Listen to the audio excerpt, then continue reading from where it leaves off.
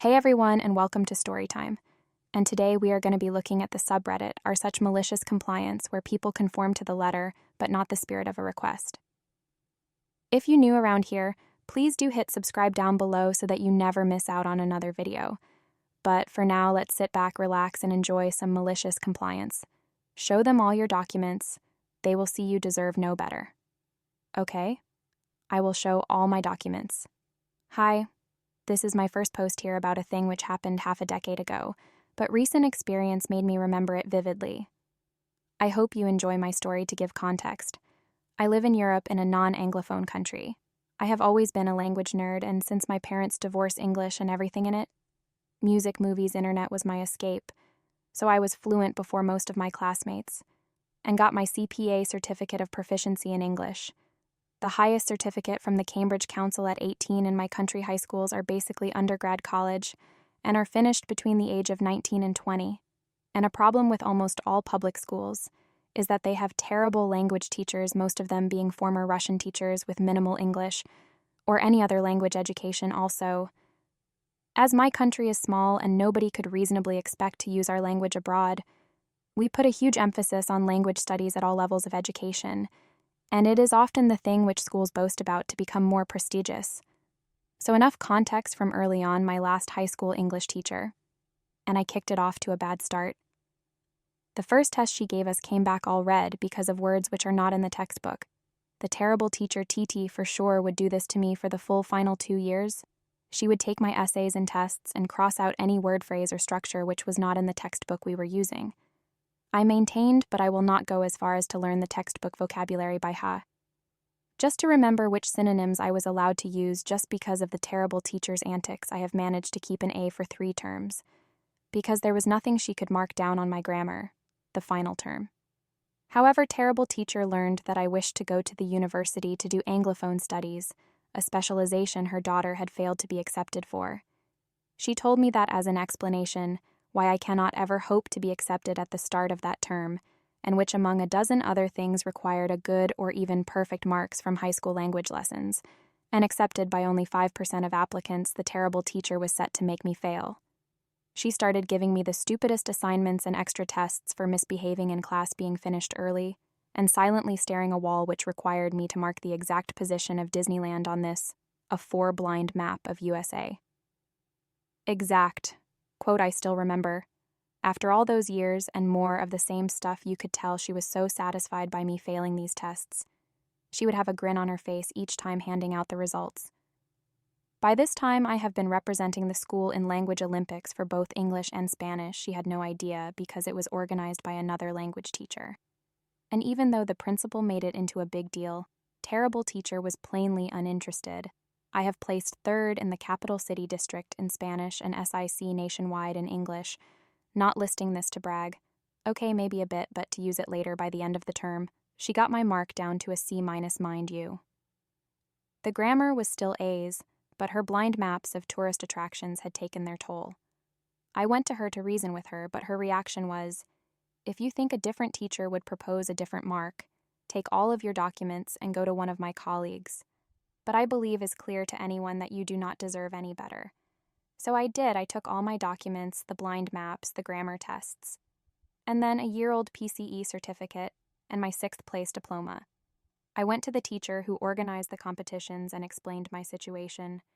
She was furious. She took this to the principal, and even though I was waiting outside, I could hear him yell at the terrible teacher, "You are trying to fail the student who is representing us at the national level of competitions."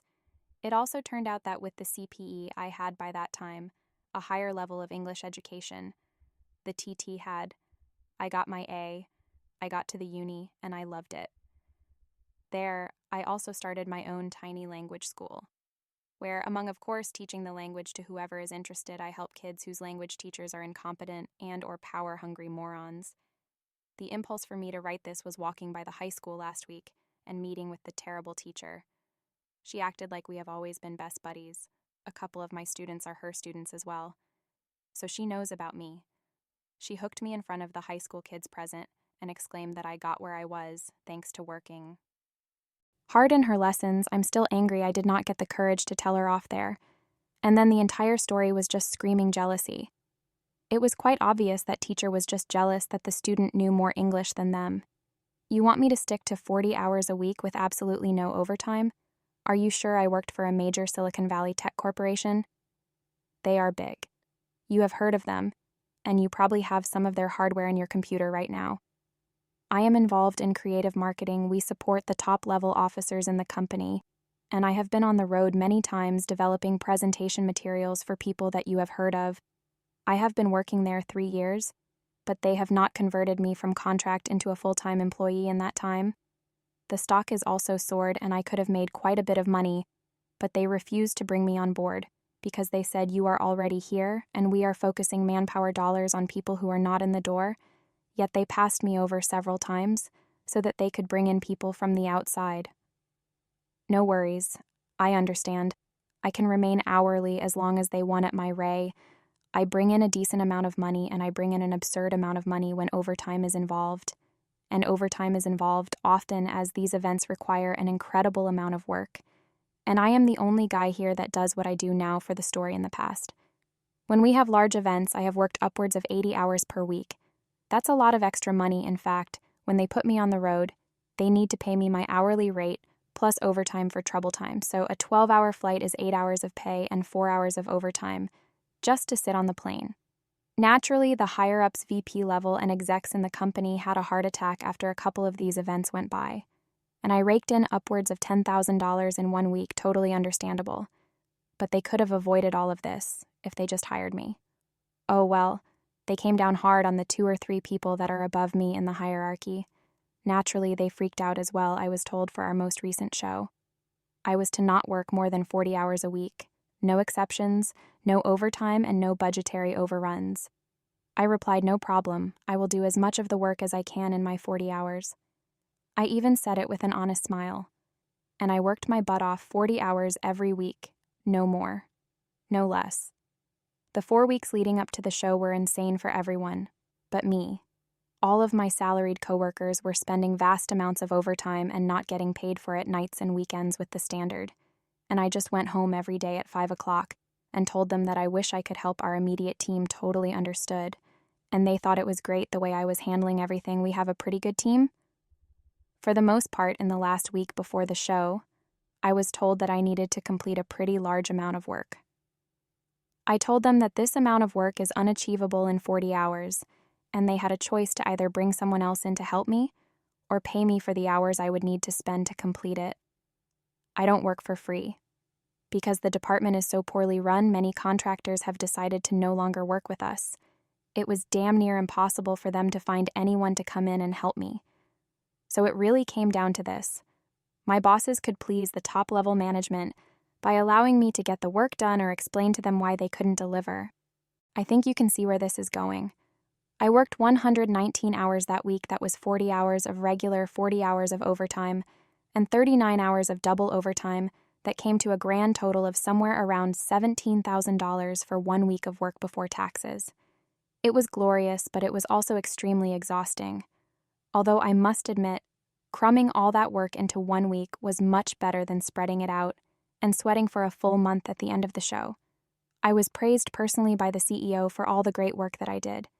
They are still freakish about overtime, but they've realized that they need to either hire me or continue to pay my overtime rates personally. I don't care which one they choose, stock is worthless to me at the price. It is right now. I have since told them that if they bring me on board as a salaried employee, I will demand $180,000 a year. They said, that's outrageous. Why would we ever pay you that much? And I said, you've been paying me that much for 3 years. Now that's my price, if you'd like to talk. I sit right over there. I'm still hourly, but I'm sitting on a beach in Belize sipping some awesome rum and smoking a Cuban cigar as I write this. I might be wrong with this, so correct me if I'm wrong down in the comments. But I'm pretty sure if they take him on as an employee, they have to pay like his health insurance and then unemployment stuff and loads of other extra costs, so it's probably actually cheaper for them to actually just pay him $180,000 as a contractor. But again, I might be wrong, so correct me if I am. Hey everyone, I hope you all had a really good day and that you enjoyed that video. If you want to check out some of the videos, then click on screen right now or check out the playlist down below. If you enjoyed that video, then please do leave a like, and if you want to submit your own stories, think you can do so by joining the Discord in the top link in the description. But thank you so much for watching, and I will see you very soon.